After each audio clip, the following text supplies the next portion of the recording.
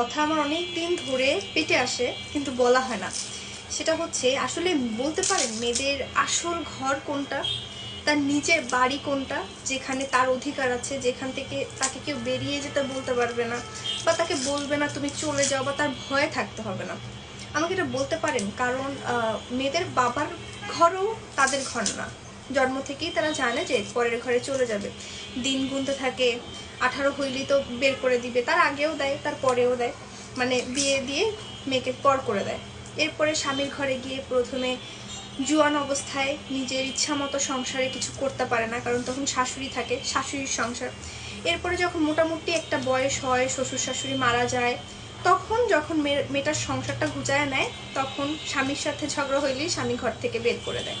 এরপরে যদি পুত্র সন্তান হয় এবং যদি কুলাঙ্গার হয়, তখন সে বের করে দেয়, বের হয়ে যাও, আমার বাসায় থাকতে পারবে না।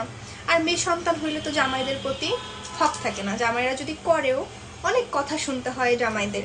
সো তখন জামাইদের মানে ঘর দুয়ারের প্রতি কোনো অধিকার থাকে না, বা মেয়ে যে বিয়ে দিছে জামাইয়ের কাছে সেটাও কোনো অধিকার থাকে না। সো এই যে আমরা মেয়েরা আমাদের নিজেরা যে ইনকাম করে একটা ঘর করব, বা নিজেরা যে আমরা ইনকাম করব, চাকরি করব, যে সেই টাকাটা, সেটার প্রতিও মেয়েদের হক থাকে না। সেটাও স্বামীর টাকা হয়ে যায়, এবং সেই টাকা থেকে নিজের মন মতো কিছু করা যায় না।